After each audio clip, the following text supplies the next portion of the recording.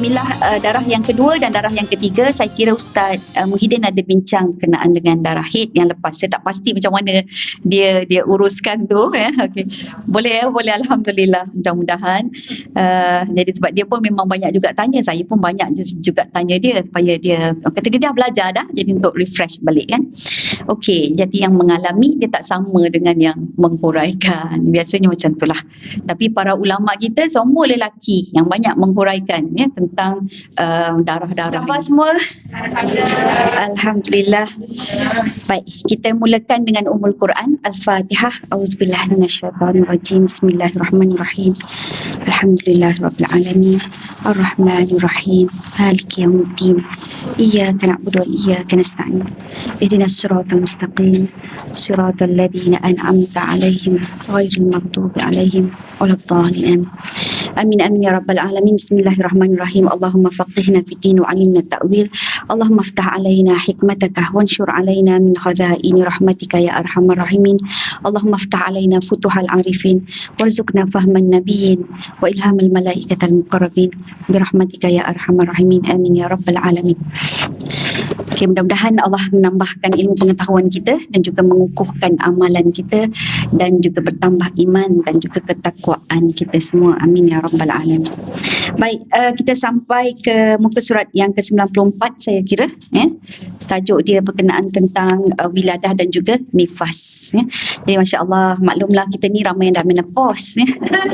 Tapi belajarlah juga ni, sebab apa? Sebab betul untuk kita punya anak-anak ya, cucu-cucu, untuk sebab kita ini adalah bahan rujukan. Biasa-biasanya macam tu. Kalau dah ada anak yang melahirkan, nanti dia akan tanya kita balik. Lepas tu kalau yang kaum lelaki sudah tentulah dia orang lagi langsung tak ada haid, tak ada pernah ada nifas ya. Tapi mereka juga menjadi rujukan. Jadi kena mengambil tahu tentang urusan yang berkaitan dengan ibadah yang berlaku kepada kita panggil dependent ya, orang-orang yang berada di bawah kawalan ataupun di bawah tanggungan mereka. Baik, bismillah, darah yang kedua dan darah yang ketiga, saya kira Ustaz Muhyiddin ada bincang kenaan dengan darah haid yang lepas. Saya tak pasti macam mana dia uruskan tu ya. Okey. Boleh ya, boleh, alhamdulillah. Mudah-mudahan. Jadi sebab dia pun memang banyak juga tanya, saya pun banyak juga tanya dia supaya dia kata dia dah belajar dah, jadi untuk refresh balik kan. Okey, jadi yang mengalami dia tak sama dengan yang menghuraikan. Biasanya macam itulah. Tapi para ulama kita semua lelaki yang banyak menghuraikan ya tentang darah-darah ini berkaitan dengan wanita. Okey, darah 2 dan darah 3 iaitu darah yang wiladah, yang dikategori sebagai darah wiladah dan juga nifas. Jadi perkataan wiladah ini dia datang daripada kalimah walad. Walad ni maksudnya anak. Wiladah itu melahirkan anak. Cuma ada situasi di mana wanita yang dia melahirkan tapi tidak ada darah. Ya, okey. Contohnya kadang yang okey. Betul, ada yang dia melahirkan kering, ya, tidak ada keluar darah. Jadi anak itu bersama dengan lendir sahaja. Lendir dengan krim. Macam tu kan, krim yang menyaluti anak tersebut. Jadi tidak ada darah. Tapi tetap proses tersebut dipanggil wiladah. So apa yang saya nak tekankan di sini adalah wiladah ini adalah proses bersalin. Ada darah, tidak ada darah, tetap hadas besar. Itu dia punya fokus. Dia melahirkan sahaja. Bila keluar saja anak, dia bukan yang ada darah tak ada darah. Keluar saja anak itu dianggap hasil air mani. Jadi diibaratkan sebagai air mani juga. Kalau ada darah, kena mandi hadas juga. Tak ada darah, mandi hadas juga. Jadi maksudnya seseorang wanita yang melahirkan, bila dia lahir je anak itu, maka dia dalam keadaan ataupun status dia berhadas. Okey. Baik. Jadi darah wiladah ini, majoriti ulama dia mengatakan ya, bahawa ada kadang-kadang darah-darah yang keluar sebelum melahirkan.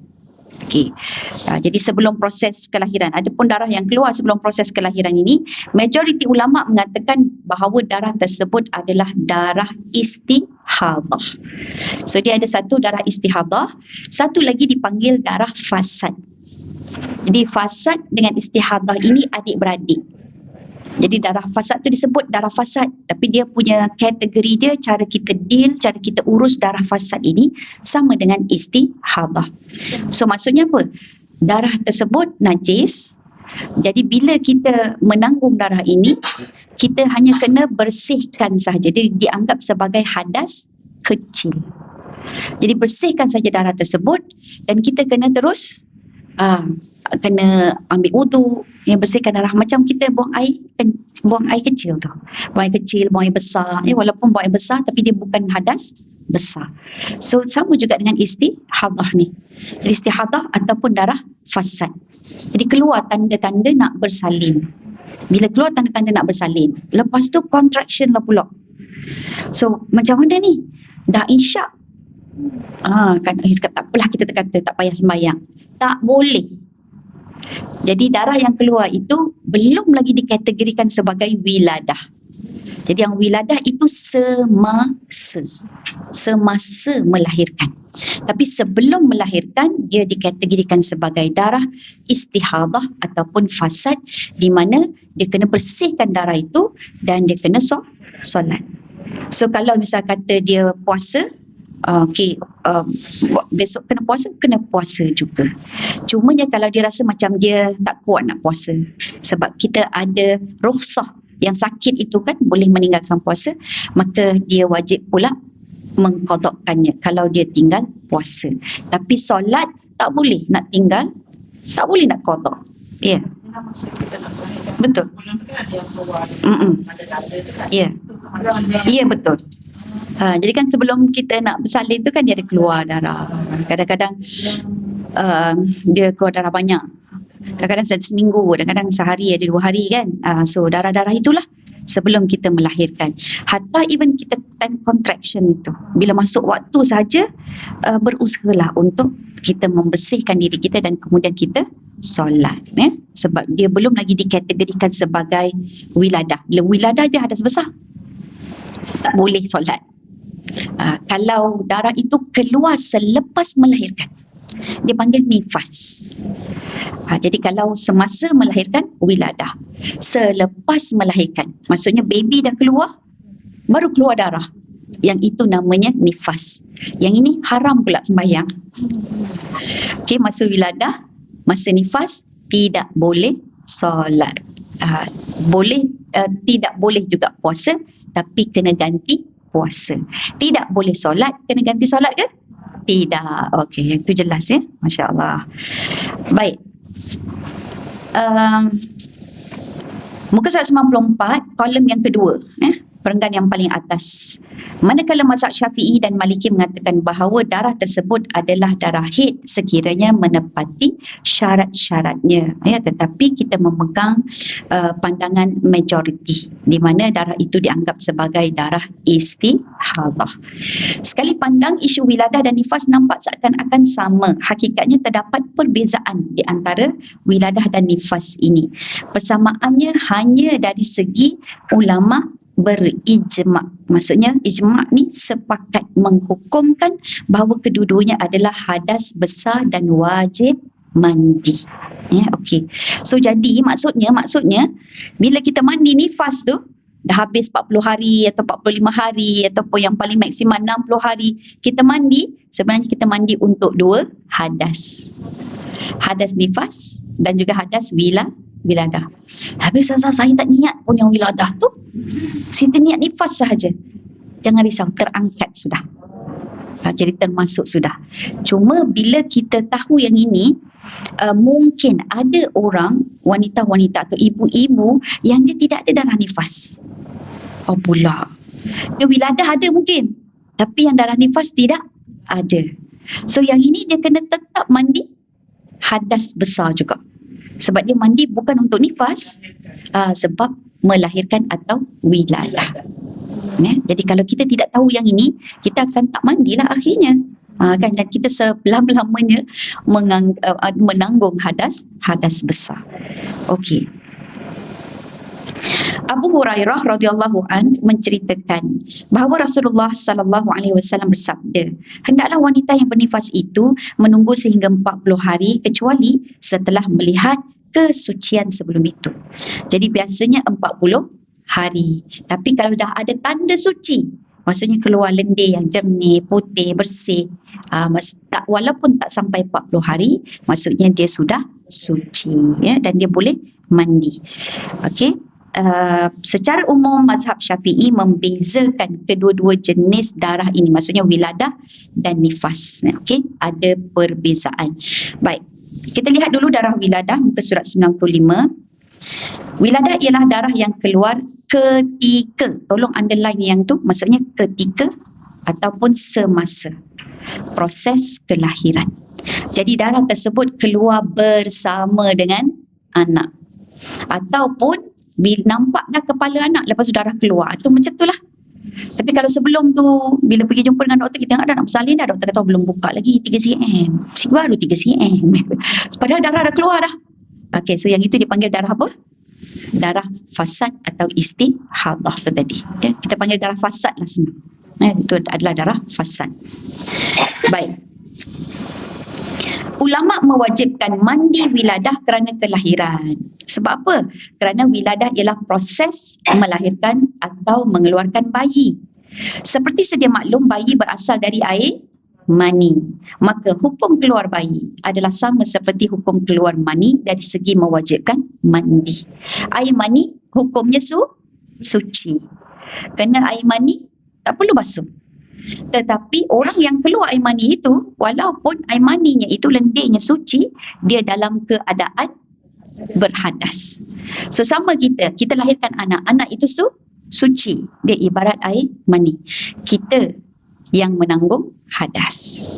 Ya, sebab anak itu adalah asalnya daripada air mani. Baik, perenggan berikutnya. Dengan demikian jelaslah bahawa mandi wiladah ini diwajibkan. Okey, underline, kepada semua ibu yang melahirkan bayi, sama ada secara normal maupun melalui pembedahan, sekalipun tidak berlaku pendarahan yang mengalir di bahagian faraj. Jadi kalau buat operation yang keluar darah dekat perut kan, itu bukan wiladah, bukan darah wiladah. Bukan, darah wiladah ini dia akan keluar daripada faraj. So walaupun tidak ada keluar darah, tetap dia dalam proses wiladah dan tetap dia berhadas besar. Baik, C. Begitulah juga halnya dengan isu keguguran janin. Sama ada janin tersebut berbentuk segumpal darah atau segumpal daging yang telah berbentuk jisim manusia ataupun tidak, mengikut pandangan yang kuat dalam mazhab Syafi'i, dia wiladah. Ya, maksudnya dia dalam status dia wiladah hadas besar, tetap kena mandi wajib, ya. Okey, so selesai darah wiladah, kita pergi ke darah nifas. Nifas ialah darah yang keluar dari faraj wanita selepas, yang tu kena underline juga, selepas bersalin. Ia berlaku setelah proses kelahiran, iaitu ketika rahim telah pun dikosongkan dengan keluarnya bayi atau janin. Jadi bila rahim kita kosong, baby dah tak ada dah, time tu darah keluar, yang itu dia adalah nifas. Masya Allah, banyak betul darah wanita ni. Banyak fasa-fasa, padahal wiladah dengan nifas tu tak jauh mana, kan sekejap je, ya. Okey, tapi dia berbeza. Tapi Masya Allah, bila perempuan kita belajar macam ni kan, baru kita nampak dia punya kategori dia berbeza-beza rupanya. Kalau kita dulu ingat sekali saja kan, rupanya berbeza. Lah, ada orang operation, ada orang yang tak keluar darah pun kan. Jadi rupanya ada perbezaan, dan begitu telitinya Islam, menandakan Islam nampak bagaimana ketelitian itu penting, dan benda-benda ini penting untuk kita. Dia menjadi menambah pengetahuan kepada kita ni. Oh, proses bersalin ni macam ini, kemudian kita lemah because of begini. Dan mereka yang mungkin bukan ibu, anak-anak kita yang lelaki dan sebagainya, ataupun yang tidak berpeluang menjadi ibu, dia lagi appreciate ibu-ibu, dia lagi appreciate kaum wanita, ya. Bukan saja kita nak minta di appreciate, tapi kita nak mereka ini sedar, mereka ini mempunyai pengetahuan, mereka tahu meletakkan sesuatu pada tempatnya, mereka tidak melakukan kezaliman. Jadi dia nampak rupanya tu yang wahnan ala wahnin, sakit daripada sakit kepada sakit lain. Ya, dahlah wiladah, lepas tu kena nifas lagi kan. Jadi itu proses-proses dia. Baik, kita tengok perenggan yang pertama, kolom yang tu tadi, bawah darah nifas. Tempoh bermulanya nifas ialah sejurus selepas rahim dikosongkan dan sebelum melepasi hari ke-15 kelahiran. Okey, bila kita bersalin saja, tengok darah tak keluar hari pertama, hari kedua, hari ketiga, perempuan jangan tunggu lagi, kena mandi. In fact, kalau hari pertama tu tak keluar tu, kena mandi dah. Kan darah tak keluar-keluar ni. So mandi kita adalah mandi hadas besar. Tak niat wiladah pun tak apa. Niat wiladah lagi bagus. Maksudnya kita faham. Saja aku mengangkat hadas besar kerana wiladah. Itu orang tu dah tahulah tu. Tapi kalau dia hanya kata saja aku mengangkat hadas besar, okey. Pun terangkat juga. Baik. Jadi dia tunggu ni 1 hari, 2 hari, 3 hari. Katalah dia tunggu tak keluar-keluar, pelik pula. Anak yang ketiga, keempat keluar. Dia tak keluar-keluar pula. So cepat mandi. So yang pertama, kedua, ketiga kena qada solat kita. Tapi sebaik-baiknya tak payah tunggu. Tapi sebab kita mungkin tunggu pengalaman yang lama tu kan. Kenapa tak keluar? Rupanya memang logik tak keluar. Tunggu lagi hari ke-4, ke-5, ke-6, ke-9, ke-10, 11, 12, 13, 14, 15. Hari ke-16 baru keluar. Contohnya lah kan kita bagi contoh maksudnya 15 hari tak keluar. Hari ke-16 keluar. Yang tu nifas ke bukan? Bukan. Dia masuk kepada period. Dia jadi period. Dia jadi haid. Dia boleh jadi haid, dia boleh jadi istihadah. So tengok dia punya ciri-ciri. Tapi kebanyakannya dia haid. So yang ini perasan tak ramai perasan kan? Kalau kita tak belajar mana kita tahu. Dah menopause ni baru tahu kan. Contoh. Tapi alhamdulillah lah kita boleh mengajar lah anak-anak kita tu nanti kan. Ya, kita boleh ingatkan pada mereka. Sebab kita tak tahu yang ini. Kat sekolah pun tak belajar. Saya mengajar dekat sekolah dulu. Saya pun belajar dari sekolah. Memang tak jumpa benda ni. Tapi Masya Allah dengan kitab ni bila kita belajar lagi dan lagi baru kita nampak. So rupa-rupanya tempoh itu hanya first 15 days after the delivery. Jadi kita peluang dia untuk keluar tu adalah dalam tempoh 15 hari. Baik, kalau hari pertama, kedua, ketiga, keempat, kelima tak keluar-keluar. Hari ke-6 keluar. Kita nak panggil darah apa tu? Yes, darah nifas. So maksudnya within the first 15 days, dia kalau keluar yang itu keseluruhannya sampai 60 hari dipanggil sebagai darah nifas. Okey. Boleh faham ya? Boleh faham insya-Allah. Baik. Jadi tempoh bermulanya nifas ialah selepas rahim dikosongkan. So dan sebelum melepasi hari ke-15. Jadi kalau macam tu kita nak kira hari pertamanya bila? Padahal dia keluar ada hari ke-6 tu kan? Jadi adakah hari ke-6 itu hari pertama dia punya nifas? Tidak, sebab dia dikira pada hari ada kosong tu. Jadi cuma darah tu lambatlah keluar. Jadi maksudnya dia tetap hari yang ke-6. Okey, faham ke? Faham ya? Alright, okey. Baik.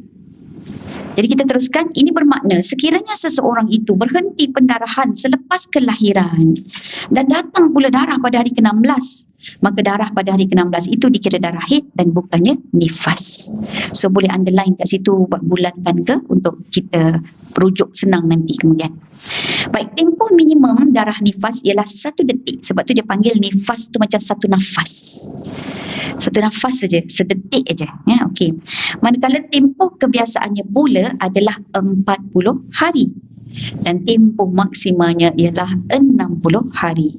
Sekiranya selepas tempoh tersebut masih lagi berlaku pendarahan, maka maksudnya lepas tempoh maksimal tu kan 61, hari ke-61 masih ada lagi, maka pendarahan tersebut disifatkan sebagai istihadah. Alhamdulillah tak ada siapa yang sebut isfadiyah ya. Istihadah, terkejut saya nanti kan. Okey. Jadi mewajibkan bila istihadah saja kita wajib lakukan ibadah. Wajib solat, wajib puasa. Ya, yang mana-mana yang ibadah yang wajib lah. Contohnya di situ perlu tawaf untuk haji. Jadi wajiblah kita menyempurnakan. Ya. Okey. Baik, apa kata Sayyidatina Ummul Mukminin kita Ummu Salamah radhiyallahu anha? Beliau menceritakan bahawa wanita-wanita yang bersalin pada zaman Nabi SAW menunggu selepas bersalin hingga 40 hari. So maksudnya tempoh confinement dan nifas dia adalah 40 hari. Tempoh maksimal yang ditetapkan oleh Imam Syafi'i iaitu 60 hari itu berdasarkan ijtihad dan penelitian terhadap adat kebiasaan. Jadi dekat sini melalui pengkajian pakar. Jadi Imam Syafi'i adalah dia yang dalam bidangnya, dalam pakar itu. Jadi kita tidak berdasarkan apa yang berlaku pada zaman Nabi. Maka zaman Nabi itu secara kebiasaannya adalah 40 hari. Okey, selain itu terdapat juga riwayat lain menceritakan bahawa seorang wanita pada zaman Nabi SAW melahirkan anak tanpa keluarnya darah nifas. Lalu wanita itu digelar sebagai Zatil Jufuf, iaitu wanita yang kering. Jadi wanita ini dia viral. Waktu itu dia viral. Sebab dia tidak ada darah selepas melahirkan. Dan daripada situlah ada hukumnya. Jadi jelas buat kita hukum. Dia maksudnya dia kena tetap terus sembahyang. Dia melakukan ibadah dan dia kena angkat hadas wiladah. Baik, dia tak ada angkat hadas nifas, tapi wiladah. Okey. Next, mandi hadas kerana kelahiran. Okey, jadi kerana melahirkan ini kita ada 3 cara. 3 cara mandi bagi kaum wanita.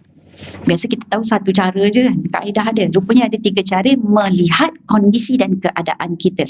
Situasi yang pertama, dia melahirkan tanpa ada nifas. Nanti yang saya sebut tu. Kan dia lahir saja, melahirkan tengok hari pertama tak ada keluar darah, tak ada apa-apa pun.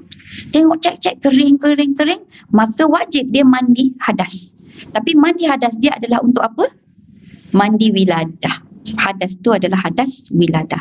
Kelahiran yang tidak diiringi oleh darah nifas adalah keadaan sesetengah wanita yang melahirkan bayi yang mungkin menggunakan kaedah operation, pembedahan. Dalam keadaan ini sekiranya didapati ketiadaan darah, maka wajib bagi ibu tersebut mandi hadas wiladah dan wajib dia menunaikan kewajipan beribadah seperti biasa mengikut kadar kemampuan seperti solat secara duduk maupun baring dan seumpamanya. Habis, ada soalan tak tu? Operate macam mana Sasa nak kena air? Nak mandi ni macam mana? Jadi kalau operation boleh mandi ke? Jangan kena air yang bahagian tu. So dia akan kena tutup lah. Sebab saya ada 6 orang anak saya, Allah tak bagi peluang tu operate. Lap-lap saja. Okey. So kalau gitu kita nak mandi wajib tak boleh. Maka tayamum. Kita tayamum tu tak perlu mandi hadas, kita ganti dengan tayamum. Jadi dengan kita bertayamum itu untuk kita, lepas tu kita berwuduk lah. Tayamum tu untuk mandi hadas. Tapi sebab operate dekat perut bukan anggota wuduk. Untuk sembahyang ambil wuduk macam biasa. Okey, faham ke?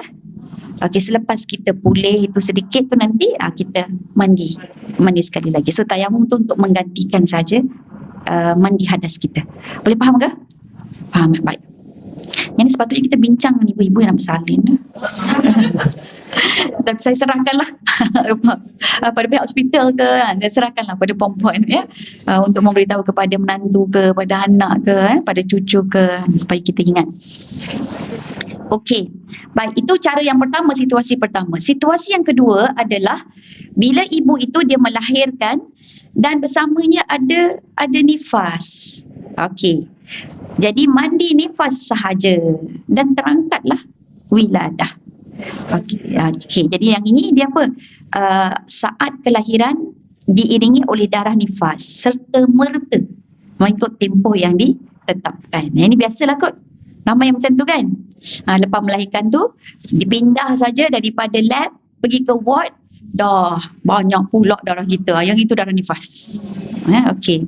Dalam keadaan ini terdapat banyak pandangan ulama yang mengharuskan mandi hadas dilakukan setelah kering darah nifas dan sesudah itu baru diwajibkan bagi ibu untuk menunaikan ibadah wajib seperti biasa mengikut kadar kemampuan. So majoriti ulama kata tak apa, tunggu nifas tu habis. Tak payah terburu-buru nak mandi wiladah, sebab bila mandi wiladah ada lagi hadas nifas tu. Kan, jadi macam mandi tu boleh je, cuma tetap tidak terangkat lah sebab kita ada hadas yang satu lagi, dia back to back kan, dia terus secara berturutan tersebut. So tapi saya jumpa dengan bidan, jadi bidan ni kata awak lepas bersalin mandi, dia kata nak kembalikan tenaga, bagi segar tubuh badan. Sebelum melahirkan mandi, dia kata, dan selepas melahirkan mandi juga. Memang saya ikut lah, betul, dia agak segar sebelum kita mandi, sebelum meneran tu kan, dah keluar dah tanda-tanda nak bersalin tu, mandi dulu satu badan. So lepas mandi tu sambil lah mengeringkan rambut apa semua sambil tunggu, kan sakit berhenti sekejap, dah hilang, keringkan lagi rambut kan waktu contraction tu. So lepas habis melahirkan mandi juga. Lepas mandi tu memang agak, walaupun rasa macam menggigil kan, tapi alhamdulillah so far jurawat tu dia faham dan dia akan bantu. Kerana dia duduk, ada yang satu masa tu saya letih sangat sebab anak lelaki 3.8 kilo duk menerannya tu kan. Saya ingat saya paling besar, rupa-rupanya jumpa seorang sahabat tu badan tengok sama macam saya, anak dia 4.8. Masya Allah, saya kata 1 kilo lagi lebih daripada saya. Dia kata Ustazah, betul dah besar, anak yang lahir tu orang tengok dah macam 4-5 bulan. Memang besar. Saya kata normal. Normal, tengok ibu-ibu, saya kata tak boleh ni lah kan, tengok kecil je kan, tapi boleh dia. Saya melahirkannya 3.8 tu, Masya Allah, yang meneran tu sebab rasa sangat berat. Saya rasa sangat berat. Jadi lepas tu memang lemah. Dan alhamdulillah jururawat tu dia pimpin saya masuk ke bilik air. Lepas tu dia kata, okay, you nak mandi seorang ke ataupun saya mandikan? Nak mandikan juga kan, terharulah jururawat ni. Saya kata tak apa, saya boleh mandi sendiri. Lepas tu dia dekatkan saya dengan tempat button Swiss kalau ada apa-apa perlukan bantuan kan. Jadi dia pun faham kot, mak dia kecil 3.8 pun mungkin dia kesian. Tapi begitulah pengalaman ibu-ibu ni, banyak lagi pengalaman ni. Kalau kita congkel tu tak habis deh satu hari kan, duk cerita menyembang je pasal melahirkan anak. Baik, so itu yang kedua. Situasi yang ketiga adalah kelahiran diiringi nifas, mandi wiladah dan mandi nifas. Dia dua. Yang ni sebab apa? Sebab dia ada gap. Okey, saat kelahiran yang tidak diiringi oleh darah nifas, mandi namun setelah selang beberapa hari darah datang kembali. Jadi itu maksudnya dia melahirkan, lepas tu dia tengok tak ada keluar darah, dia kena mandi untuk wiladah. So lepas tu dia sembahyang hari pertama, hari kedua, hari ketiga, sampai hari ketujuh keluar pula darah. Hari ketujuh keluar darah itu adalah di nifas. So jadi dia kena stop lah sembahyang, tunggu 7 hari, 8 hari, 9 hari, 10, habis sampai ke 40 hari, tengok dah ni, dan dia kena mandi sekali lagi. Okey. Baik, jadi mudah-mudahan tempoh yang dia mandi wiladah tu dengan tempoh yang dia nak nifas itu Allah angkat sebagai ibadah. Jadi walaupun itu adalah tempoh nifas, tapi di sini ulama tidak membincangkan, dia kata yang solat tu tak diterima, tak ada, dia tak sebut begitu, sebab yang kita ambil pada rujukan kita tidak keluar darah. Jadi yang tu yang kita mandi. Okey. So itu situasi yang ketiga. So dalam keadaan ini, setelah dipastikan bahawa ketiadaan darah, wajib baginya mandi wiladah dan menunaikan kewajipan ibadah seperti biasa mengikut kadar kemampuan. So itu mandi yang pertama. Namun setelah didapati berlakunya pendarahan sebelum 15 hari, maksudnya waktu hari ketujuh tu kan, dari tempoh kelahiran, maka ia dikira sebagai darah nifas. Setelah kering darah nifas, lakukan mandi wajib bagi nifas dan tunaikan ibadah seperti biasa mengikut kadar kemampuan. So habis nifas, mandi yang kedua. Alhamdulillah. So settle. Habis dah darah-darah ni. So kita pergi kepada pendarahan lendir dan air ketuban. Sarjana fiqh sepakat mengatakan bahawa darah yang keluar selepas selesai proses kelahiran adalah darah nifas. Perselisihan di antara mereka ialah berkaitan status darah sebelum dan semasa berlakunya proses kelahiran. Darah yang keluar bila kita melahirkan tu semua confirm. Majoriti ulama kata itu darah nifas.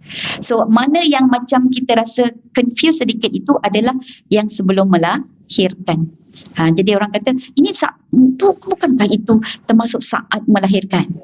Jadi dia ada perbezaan pandangan. Tapi kita berpegang tadi, kita lihat tengok ni menurut mazhab Syafi'i, darah yang keluar sebelum proses kelahiran yang tidak diikuti dengan tanda-tanda hendak bersalin adalah darah fasad. Okey, so jadi kalau saya teringat kawan saya tu 7 hari dia dah keluar darah dah. Keluar darah sikit. Tapi masih relax lagi. Jalan-jalan lagi, pergi shopping, beli barang baby lagi kan. Kalau tanya doktor dah suruh masuk dah, tapi dah ada. Dia orang kata apa, kembar darah dia kata. Jadi dia keluar darah dulu. Tapi tak ada laluan, tak buka, tak ada apa. Doktor kata pergilah exercise, doktor cakap. So doktor suruh jalan lagi. So dia pun jalan lagi. Maka darah itu dipanggil darah fasad. Jadi hukum sama seperti darah istihadah. Okey. Baik, dalam mazhab Syafi'i juga pendarahan yang berlaku semasa hamil boleh dikira sebagai darah haid jika menepati kriteria darah haid. Yang ini untuk makluman kita pandangan mazhab Syafi'i. Tetapi majoriti kita mengikut pandangan jumhur yang mengatakan itu adalah darah fasad atau istihadah. Dia kita tak kategorikan sebagai darah haid. Sekiranya darah tersebut tidak menepati ciri-ciri darah haid, ia adalah darah fasad atau istihadah. Namun sebahagian ulama berpandangan bahawa darah yang keluar semasa tempoh hamil yang tidak diikuti dengan tanda-tanda kelahiran adalah darah fasad atau istihadah. Ternyata pandangan ini bertepatan dengan kajian saintifik. Puan-puan tolong underline yang namun sebahagian ulama berpandangan bahawa darah yang keluar semasa tempoh hamil yang tidak diikuti itu darah fasad atau istihadah. So kita berpegang pada yang tu ya. Ternyata pandangan ini bertepatan dengan kajian saintifik yang membuktikan bahawa haid tidak terjadi setelah berlakunya persenyawaan dan juga kehamilan. Okey. Lazimnya darah yang keluar ketika hamil adalah kerana keguguran di peringkat awal kandungan. Yes, betul tak? So kalau misal kata kita mengandung, tiba-tiba darah keluar. Baru 3 bulan, 4 bulan darah keluar. So jumpa doktor akan buat injection, tahan darah, doktor suruh rehat. Sebab apa? Kerana itu adalah tanda-tanda nak gugur atau rahim lemah. Sebab tu bersyukur bagi ibu-ibu yang dia alahan, kadang alahan teruk. Sikit-sikit muntah, tengok orang pun muntah, orang senyum pun muntah. Saya ada kawan, ya Allah tolonglah jangan senyum depan dia. Mengandung ni, jangan senyum depan dia. Bila jalan tu kan, masa dia dah lah duduk depan saya 3 meja sebelah situ kan. Nak menjeling dengan dia pun letak buku, susun. Tak nak tengok orang. Tak boleh nampak orang senyum sikit, orang sengih, nampak gigi orang tu muntah dia. Rupa-rupanya melahirkan sekali lahir kembar kak. Dan lepas dia bersalin tu, ketawa memanjang. Dah lahir kita pun duk cerita kak, ya Allah teruklah kita orang dulu nak lalu depan akak pun takut. You dia kata, dia pun gelak. Memang dia kata minta maaf lah, tak boleh tengok. So macam-macam cerita. Bersyukur kalau kita ada alahan muntah-muntah. Sebab sebahagian ada orang mengatakan dia bila dia muntah-muntah ni dia kuatkan rahim. Jadi rahim tu bila kita muntahkan wet gitu kan, jadi akan ada dia pengecutan. Dia tarik, bila tarik tu otot rahim kuat. Jadi maksudnya sihat baby tersebut. Sebab itulah Allah suruh kita ini semua menghormati, menyayangi ibu kan. Kita sihat, mak yang sakit. Kan? Mak yang sengsara, kita pula yang sihat-sihat aja macam tu. Ya. Anak ketiga. Sampai masa wala. 7 bulan dah melahirkan. Rahim tak kuat. Muntah-muntah juga. Ya. Tapi mungkin muntah itu dia membantu untuk proses kehamilan awal. Mungkin lah. Kalau mungkin tak muntah, mungkin tak juga. 1.9 saja. Aktif sangat pun maksudnya. Anak yang ketiga. Saya anak yang pertama, anak yang kedua. Tak ada muntah langsung. Tak ada muntah langsung. Melintas jalan masa tu kat Mesir, melintas jalan pun boleh lari je. Suami saya kata, awak kan mengandung. Saya kata, saya terlupa saya mengandung. Anak pertama masa tu. Pertama, kedua tidak muntah. Yang ketiga, bila makan kenyang je muntah. Yang keempat pun tak muntah. Yang kelima tengok periuk nasi pun muntah. Yang kelima, yang keenam, yang keempat, lima, enam, yang tu muntah. Jadi mungkin sebab kita dah agak melahirkan kerap kan. Jadi bila muntah itu mungkin boleh membantu lah. Mungkin tengok jarak dia juga kan. Doktor pun kata, Fadiah ni jarak ni dekat sangat. Sebab yang saya yang nombor 5 dan nombor 6 setahun saja. Setahun saja dia punya jarak. Dan lepas tu bila nak bersalin terasa nak buang air. Caesar ya. Okay. Okay. Dahsyat suami pula yang muntah tu bagi pihak kot kan. Kita lah yang lega pula rasanya. Nampak suami nak muntah. Betul, Masya Allah. Tapi yang tu memang tak ada tak hairan. Saya anak yang nombor 5 yang 3.8 kilo tu, saya tak boleh tengok ustaz. Tak boleh tengok ustaz, tak boleh bau dia. So ya Allah, bila dia masuk dalam kereta tu rasa macam tolonglah seksanya. Tapi memang senyap je lah, tak ada pandang dia. Dia ceritakan apa ketunduk je. Sebab muntah itu sangat menyeksakan kan. Bukan kita buat-buat, tapi tak boleh. Bila dengar dia cakap lagi kan. Dan kita waktu mengandung, hidung kita sensitif sangat kan. Boleh bau dalam jarak jauh. Tapi tak boleh pakai hidung tu. Sebab bila bau tu dia dah jadi macam menyengat, lepas tu pening kan. Allah. Yang tu ada. Dan anak yang ke nombor 5 tu sebiji muka ayah dia. Kita sabar je. Tapi Alhamdulillah sekejap je lah. 4 bulan. Sampai 4 bulan, 5 bulan. Yang tu dah dah okey dah. Okey. Baik, Masya Allah. Macam-macam pengalaman kan. Okey. Baik. Okey, lazimnya darah yang keluar ketika kehamilan adalah kerana keguguran di peringkat awal kandungan, masalah uri seperti uri pecah atau kedudukan uri di bawah ketika pertengahan dan akhir tempoh mengandung. So be careful kalau ada pendarahan semasa kita awal mengandung, sebab itu tanda-tanda tidak sihat. Jadi yang ini sekarang lah, hari ini yang kita faham kan, dia tidak sihat. Jadi kalau ulama Imam Syafi'i kata itu kategori darah haid, tetapi yang kita pegang majoriti menunjukkan bahawa itu bukan darah haid, dia darah fasad. So bila darah fasad ini kita tetap kena menunaikan ibadah dan sebagainya. Jadi tanda-tanda ada masalah, maksudnya kita kena ambil tahu jugalah. Okey, ibadah juga, tapi kesihatan kita pun kena jaga. Oleh demikian, solat dan puasa masih lagi diwajibkan kepada wanita yang berlaku pendarahan sebelum kelahiran. Ini kerana darah tersebut dikelaskan sebagai darah fasad yang mengambil hukum darah istihadah. Untuk menunaikan solat, wanita hanya perlu membersihkan darah yang keluar itu dan berwuduk tanpa perlu mandi, sebab dia bukan hadas besar, dia adalah hadas kecil. Baik, pendarahan semasa proses kelahiran. Dalam mazhab Syafi'i, pendarahan berlaku semasa proses kelahiran yang diikuti dengan tanda-tanda hendak bersalin, turut dikelaskan sebagai darah fasad.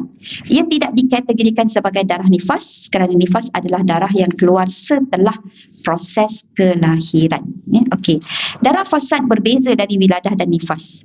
Wiladah umumnya darah yang keluar semasa proses kelahiran, iaitu ketika rasa sakit hendak bersalin. Manakala darah nifas pula ialah darah yang keluar setelah selesai proses kelahiran, iaitu setelah rahim dikosongkan, sama ada lahir itu secara normal atau operation atau caesarean, keguguran atau kelahiran, bayi hidup atau mati dan sebagainya. Dari sudut saintifik, ketika saat akhir proses kelahiran, otot rahim mula mengecut untuk menolak keluar keseluruhan bayi. Jadi dia nak tanggalkan. Bila nak tanggalkan tu dia akan mengecut. Jadi bila dia mengecut tu, jadi yang atas ni dia akan tertanggal. Okey. So itu cara dia. Pengecutan otot rahim mengakibatkan contraction dan sebagainya. Okey. Next, muka surat 100. topik proses kelahiran. Oleh demikian, solat dan puasa masih lagi diwajibkan ke atas wanita yang sedang mengalami contraction. Okay, underline di situ. So seandainya tidak ada, kita yang dah menopause ni baru tahu, ya Ustazah saya contraction anak pertama kedua saya tak buat, kita kotak. Ya, okey, kita kotak. Namun kerana kesukaran yang dihadapi oleh wanita pada saat itu, maka Islam membuka ruang rukhsah atau keringanan untuk wanita yang berpuasa tak perlu berpuasa tapi kena ganti puasa pada waktu lain. Adapun solat, wanita masih lagi wajib menunaikannya dan perlu membersihkan najis mengikut kadar kemampuannya sahaja.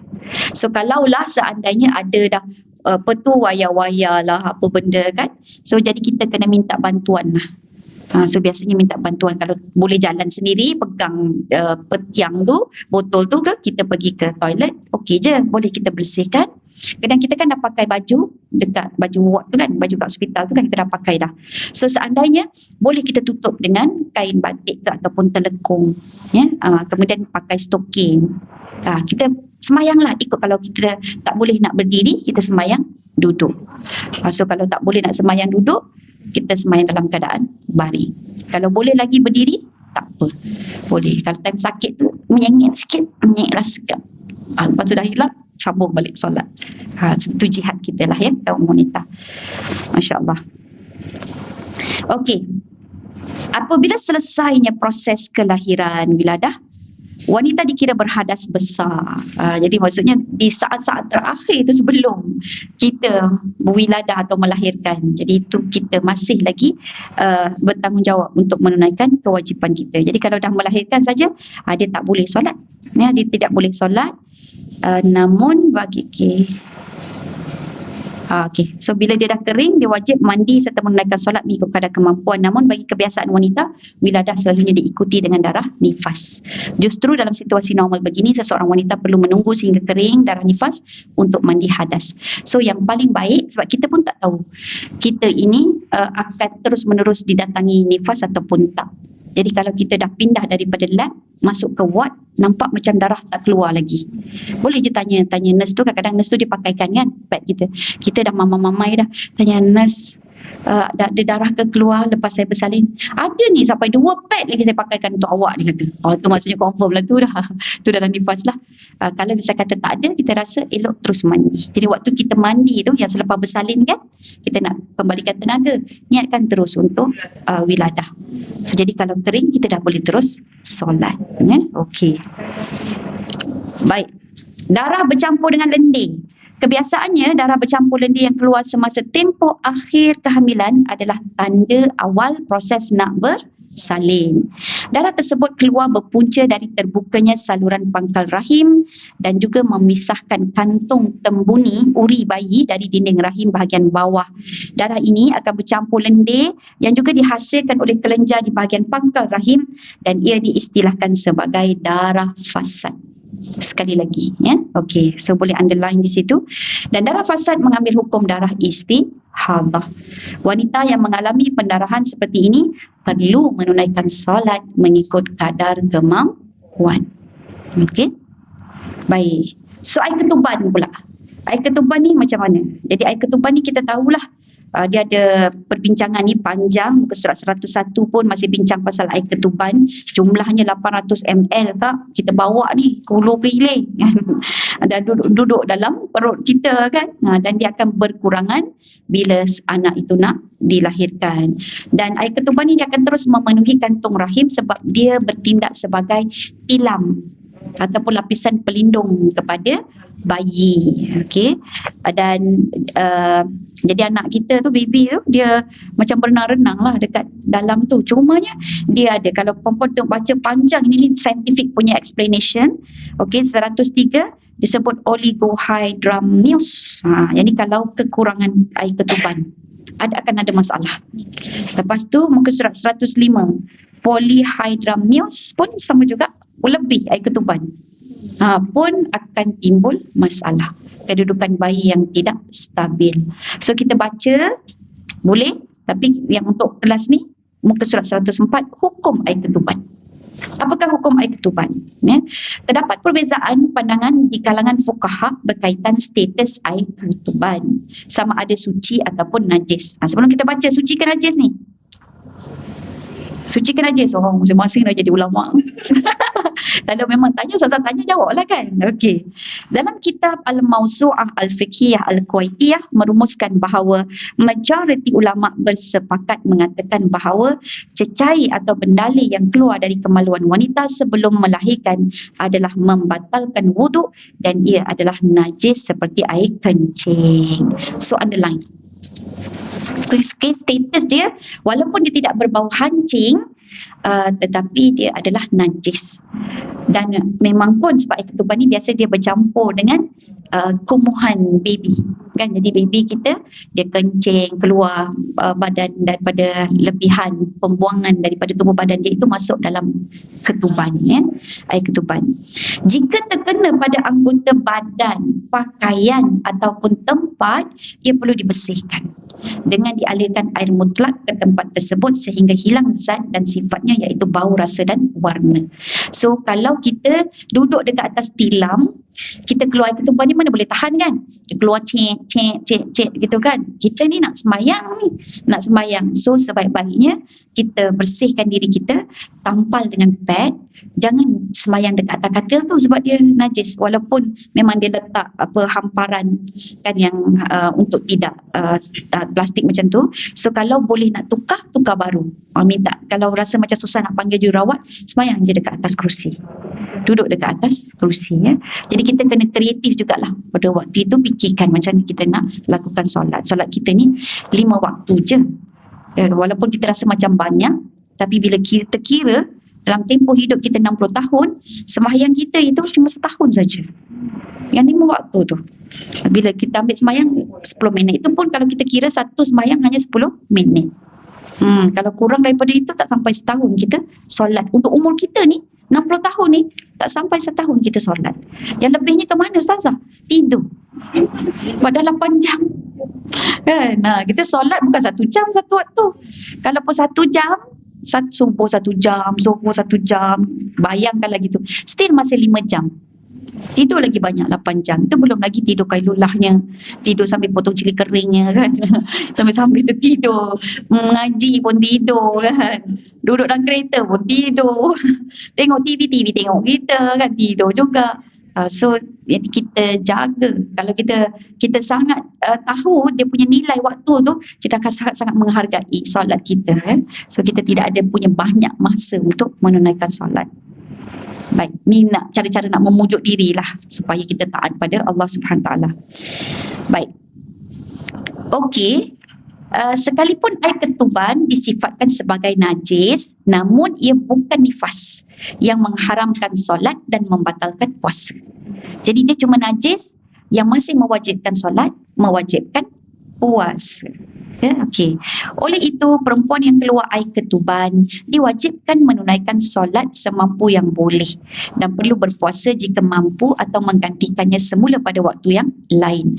Pandangan ini bertepatan dengan fatwa Al-Lajnah Ad-Daimah yang berpusat di Arab Saudi. Jadi Masya Allah, perempuan bila baca ni, perasan tak, patutlah Islam dia tidak membebankan kita untuk keluar dari rumah mencari nafkah kan. Lepas tu dia kata wanita tak wajib pun solat di masjid.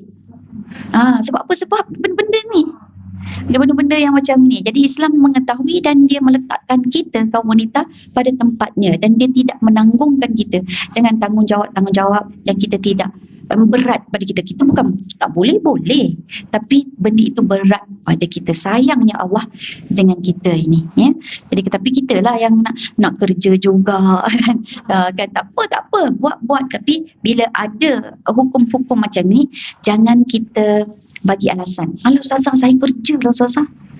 Dan kerja macam mana saya nak mandi wajib lagi, nak menghitung kan. So jangan jadikan itu sebagai alasan. Okey. Baik, Masya Allah. Pengurusan janin yang keguguran, InsyaAllah kita akan sambung. Dah pukul 11 dah. Ada soalan tak? Sekejap aja cerita pasal air ketuban dah selesai. Cerita pasal wiladah dan nifas juga selesai. Ada tak soalan? Ya.